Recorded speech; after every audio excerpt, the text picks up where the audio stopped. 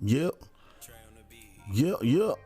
It's your boy Jay to the R coming at you with another episode of the podcast.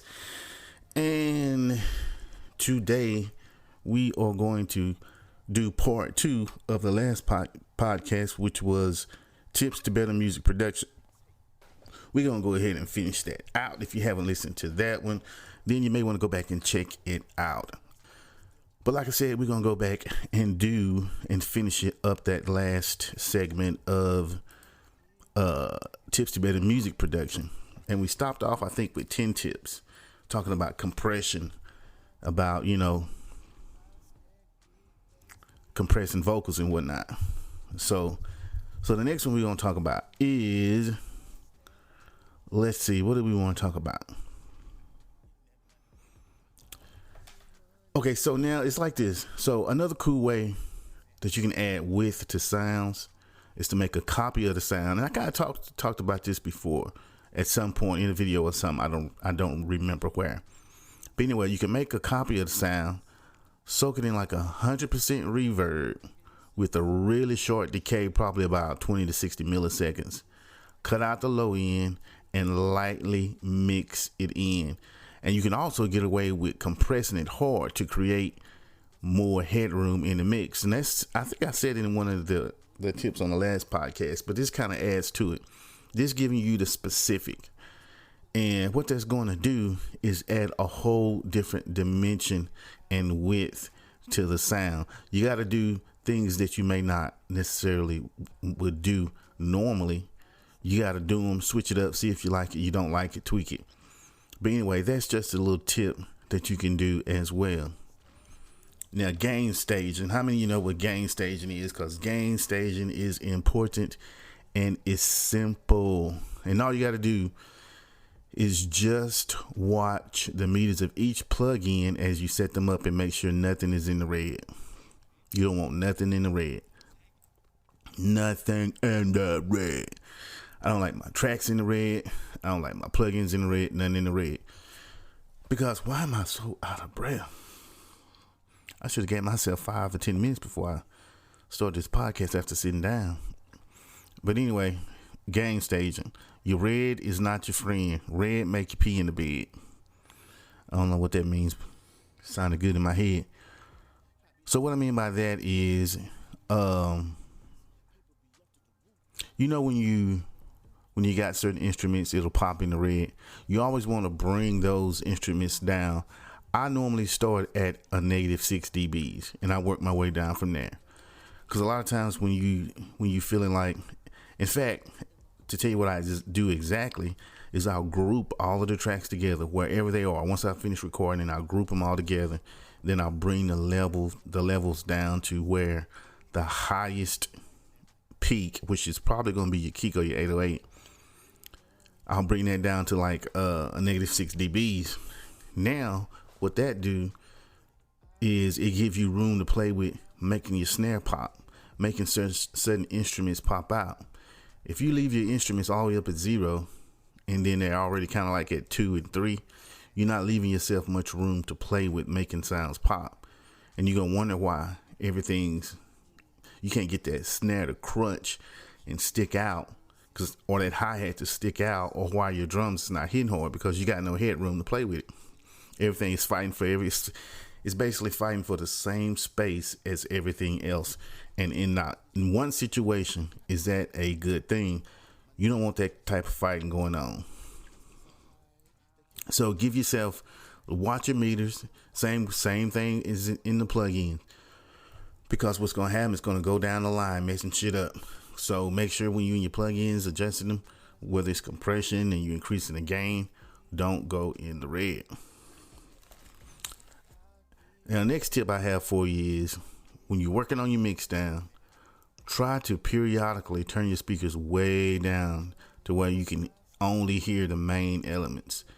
Work on the mix for a while like that, then turn it back up. Keep doing this to keep a fresh perspective of your mix. And then you want to make sure that you never monitor louder than normal conversation level. Save years from fatigue and hearing damage. Now, that's a very important tip. What did I say? That's a very very important tip, because I know we often like to hear the bass, like to hear it loud and crunk, whoop de whoop whoop whoop. Well, the longer you're doing that, the more you're going to be fatiguing your ears. So that's not necessarily a good thing to do. You may not even know what's going on, but your mix going to sound like shit. It's as simple as that. So what you want to do is to listen at a comfortable level. Turn it down, because you also want to be able to hear all of your sounds when they're low. When the volume is not up, you want to be able to hear the main sounds. Turn it up, turn it down. And if you want to hear it go loud every once in a while, you can do that. Turn it up. But you don't want to keep it loud at a normal, for any length of time, because you're just wasting your time. You may as well just turn the computer off, come back another day when you're fresh. Now, one thing that I like to do once I've gotten through mixing like a full song, I don't really do it so much for beats, but primarily for a full song, is make sure you listen to your mixes on at least 3 to 4 different systems. Okay. That means you can listen to them on your monitors, headphones, earbuds, phone speakers, car stereo. You want to compare your mix to professional tracks on each of those systems and take notes of areas that need fixing. For example, your high end might be a lot harsher in the top end than the reference track when listening to it in your car stereo. Or maybe you missed that on your monitors. Take note and fix it. That's how you get better at mixing. If you're just constantly listening to your stuff, trying to mix, and wondering why you're not getting any better, that's why. Listen to it on different systems. Go to your car, headphones, earbuds, whatever. Have a reference track and pay attention to what you're doing, to what you're listening to. Take notes if you have to, because when you go back in the house, you want to make those adjustments. And when I'm mixing the song, I do this quite a bit. First place I go to is the car, because that's where I listen to music the most. Now it's almost best to listening to test it out in earbuds, because most people will be listening nowadays from earbuds. So you want to make sure it sounds good in earbuds for sure. That and car stereos. Now, if the track feels a bit empty, here's what you do. Try adding something simple like very quiet white noise, crowd noise, ocean sounds, or a high string in the background, and fill the gaps with percussive samples. Make sure you aren't drawing attention away from the main elements, or you can go from an empty to a cluttered track very quickly. But what that does is, a lot of times we'll have these tracks. It's a very basic track, not too much going on. Got the main melody. Then we're like, okay, it's missing something. It sounds too simple. Add effects. Add you a real high, low string to where most people may not even recognize it's there, but their ear is picking it up. Add some percussive samples, like, I can't say percussive. Like, add you a triangle here, a shaker throughout. Switch it up. Don't do it in the entire song, because now you got just a bunch of repetitive sounds. So not only if the track is feeling, speaking of which, not only if your track is feeling empty, a good thing to do is add little stuff like that, but it also adds to the character of the song. And you never know, it'll make it sound more complete than just a bare bones track. Contrast. Contrast is an important tool.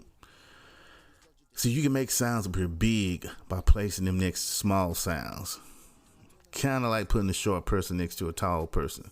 For example, if you want a huge bass drop, try turning down the bill and taking out some low end right before the drop. Then you want to bring back all the low end and volume on the drop. You can also automate the stereo width of the bill to move towards mono right before the drop hits, or even for more contrast. I really don't know too much to add on that. That's pretty much what that is. And here's a here's a real good tip. Here's a real good tip. Here's a real good tip. Make friends in the music production community. So the biggest problem that we have today is probably the fact that everybody has a home studio. So if everybody has a home studio, you have no reason to go outside of that home studio.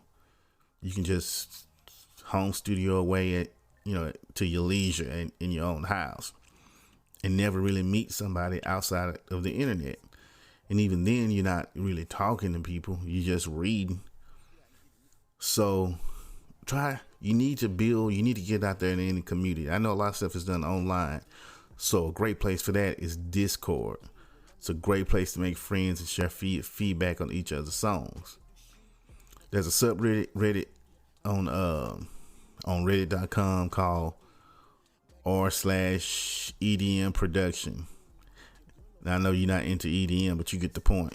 It has a Discord server which you can join by following the link that I'm gonna put in the description of the podcast.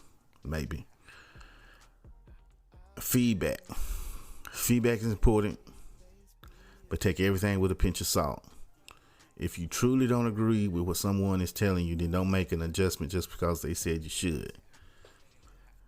So the problem we have sometimes is we'll ask people, say, man, what this sound like? But you don't even know if they like that type of music, if they like that genre, if they like that style or whatever. So why would you ask them what they think and you don't even know what they like? So be careful about who you get feedback from. You need to make sure that you ask for feedback for someone that understands your music and at least have some interest in that particular genre. Otherwise, you're just wasting your time. You've been unchained something for somebody that would never buy it in the first place. So know your market. That's very important. Know your market, because your market is where you need to go for feedback. Another thing we got to do, guys, you got to leave your ego at the door. If you're out there making tunes for the sole purpose of getting X amount of plays or likes, chances are your song will end up sounding uninspired and boring. Create emotions, themes, stories. The play counts will follow. You can't just go out there and be making trash songs thinking they hot because you think that's what people want to hear. If you want to stand out, you got to create music with emotion. Create something from the heart. That's what we don't really see too much nowadays. People just make music just to be making music. Kind of like where I'm at these days. Fun, yes, but it's uninspiring because I'm not really talking about nothing I've been through. I'm just talking about what I hear on the radio. And I have a feeling that a lot of other artists are doing the same things. At least those that are. But the bad part is, I'm just doing it for fun. The problem is you got people doing it that are trying to make a living at it. It's their dream to become a rapper, musician, or a producer. So all they do is just create what they hear because they think that's what everybody wants to hear. Now, granted, there's some truth to that, but you got to be yourself because there can only be one you. Have somebody copy you. Stop copying somebody else. Now, this next tip is something that most people don't really even understand how important it is. And that is branding and marketing. So you got to learn all you can about that. But don't get too caught up in pushing your music out to people until you are 100% sure it's commercially up to standard. So here's the thing about that. Everybody likes recording music. Whoop de whoop whoop. They like being in the studio if they're not in their home, smoking weed, getting high with their buddies, doing whatever you do, making music. That's all fun and dandy. But what do you do when you've got 12 songs recorded? Now it's time to market them. You're not in the studio doing that. This is the part that nobody really likes to do. And I believe that this is what separates the ones that succeed and the ones that don't. Because they're not willing to put in the time to do the part of the work that is actual work. The not so fun part. We like to eat, but we don't like to shit. Well, I like to shit, but If you want to eat, shit in a part of it. Shit. Y'all know what I'm trying to say. Next, production. No, you know what? I'm not going to even give you that. I'm going to give you this one. Experiment with unconventional sounds.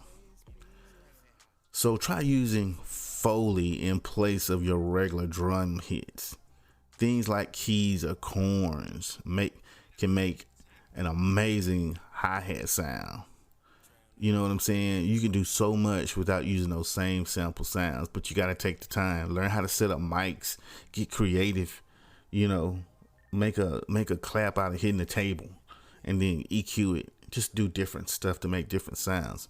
Then people be like, oh man, where you get that? Where you get that drum kit at?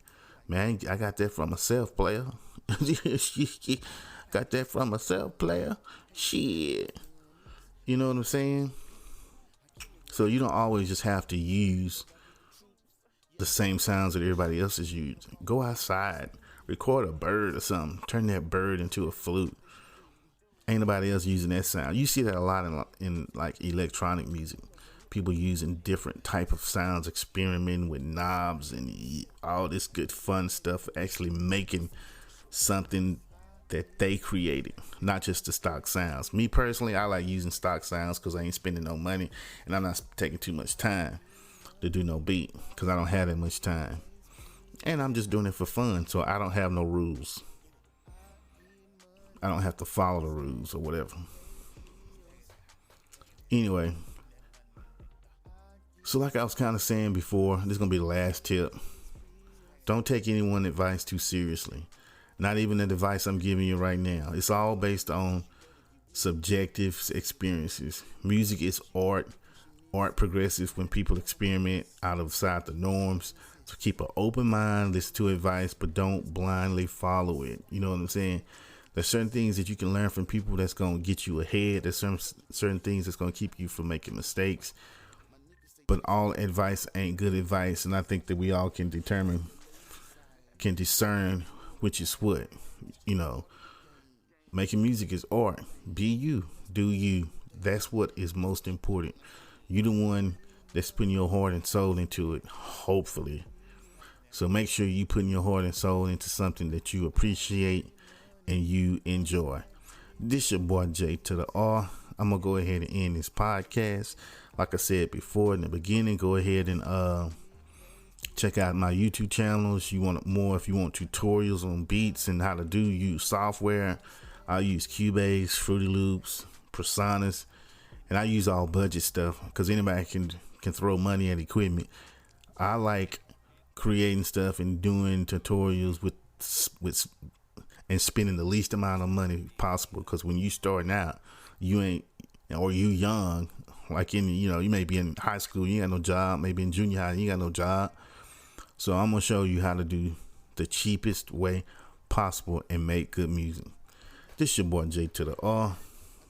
I think that's gonna be a wrap for the day. I'll holler at you. Peace.